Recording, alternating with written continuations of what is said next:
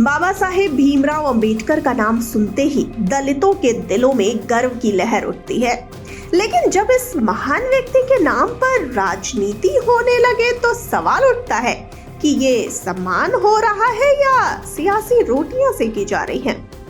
आपको बता दें कि गृह मंत्री अमित शाह के बयान ने इसी सवाल को हवा दी। अब इस पर बसपा सुप्रीमो मायावती ने ऐसा पलटवार किया है कि सियासत की जमीन खिसकने लगी है।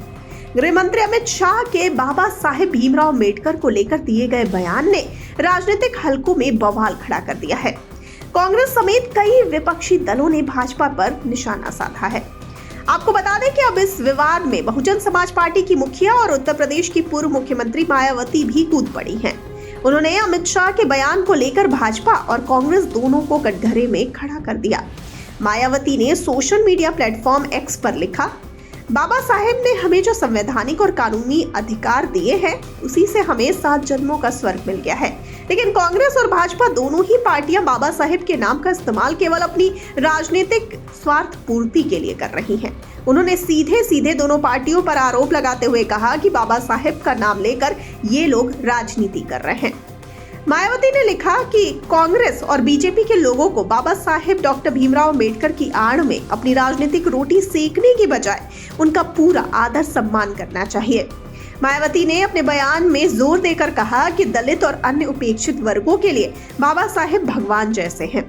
उन्होंने लिखा, जिस दिन बाबा साहेब ने संविधान में हमें कानूनी अधिकार दिए उसी दिन इन वर्गों को 7 जन्मों का स्वर्ग मिल गया। लेकिन कांग्रेस और भाजपा जैसे दलों का दलित प्रेम केवल छलावा है। बसपा सुप्रीमो ने आगे लिखा कि कांग्रेस और बीजेपी जैसी पार्टियों का काम दिखावटी ज्यादा और ठोस जनहितैषी कम है। दलितों और अन्य उपेक्षितों को सही सम्मान और अधिकार केवल बसपा सरकार में ही मिला है। बाबा साहेब के आदर्शों को लेकर जो काम बसपा ने किया वह इन पार्टियों से असंभव है।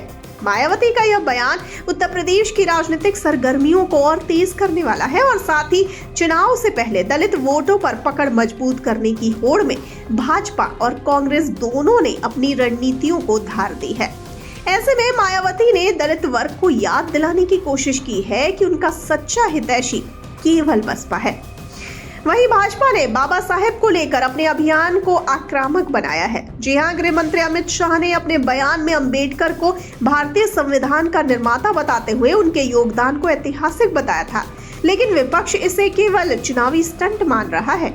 कांग्रेस और अन्य विपक्षी दलों ने भी भाजपा पर लगातार हमला किया है और आरोप लगाया है कि यह केवल वोट बैंक की राजनीति है। आपको बता दें कि इस बयानबाजी से साफ है कि बाबा साहेब के नाम पर दलित वोटों को लुभाने की राजनीति चरम पर है। मायावती ने जहां भाजपा और कांग्रेस दोनों पर निशाना साधा, वहीं खुद को दलितों का असली हितैषी बताया।